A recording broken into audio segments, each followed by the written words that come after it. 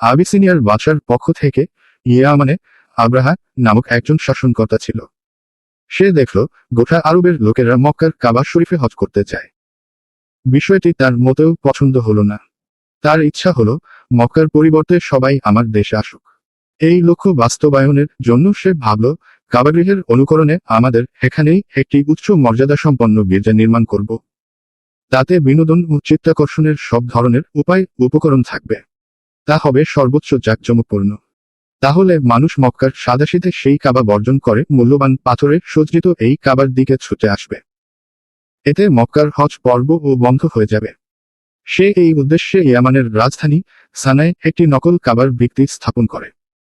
সেখানে সে মন খুলে টাকা পয়সা ব্যয় করে।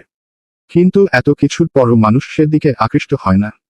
আরবরা, বিশেষ করে কুরাইশ গোত্রের লোকেরা যখন আব্রাহার এই নকল কাবা সম্পর্কে জানতে পারল, চরম উত্তেজিত হয়ে উঠল। একজন তো ঘৃণা করে উক্ত কাবায় নিয়ে মলত্যাগ করে। কারো কারো মতে আরবের একজন লোক আগুন জ্বালিয়েছে। এক সময় ওই আগুনের একটি স্ফুলিঙ্গ বাতাসের সঙ্গে উড়ে গিয়ে পড়ল ওই ভবনে। আব্রাহা এতে ক্রুদ্ধ হয়ে কাবা শরীফকে ধূলিসাৎ করার শপথ করে।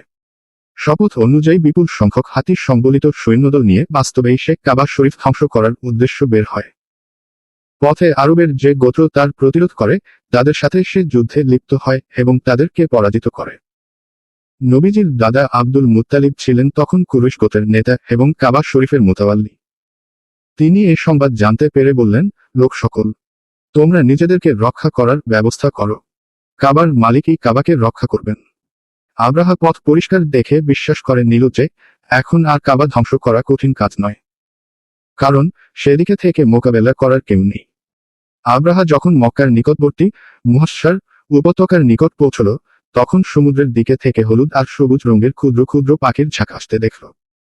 প্রতিটি পাখির ঠোঁটে ও পাঞ্জায় ক্ষুদ্র ক্ষুদ্র কঙ্কর ছিল। ওই পাখিগুলো সৈন্যদের উপর কঙ্করের বৃষ্টি বর্ষণ করতে লাগল। আল্লাহর কঙ্কর জাতীয় সেই পাথরগুলো বন্দুকের গুলির চেয়েও বেশি কাজ করল। যারই গায়ে লাগলো, একদিক থেকে প্রবেশ করে অপর দিক থেকে বের হলো। শরীরে এক আশ্চর্য ধরনের বিষাক্ত উপাদান রেখে যেত। তাতে অনেক সৈন্য ঘটনাস্থলেই প্রাণ হারায়। আর যারা পলায়ন করে তারা মহাকষ্ট ভোগ করে মৃত্যু মুখে পতিত হয়। এ ঘটনায় বিশেষ গায়েবী ইঙ্গিত হল, আল্লাহ তাআলা যেমন অলৌকিকভাবে তার ঘরের হেফাজত করেছেন, সে ঘরের সবচেয়ে পবিত্র মুতাওয়াল্লি এবং সবচেয়ে বড় পয়গম্বরের হেফাজত ও তিনি ঠিক সেভাবেই করবেন। পবিত্র কোরআনের সূরা ফিলে এই ঘটনারই উল্লেখ করা হয়েছে।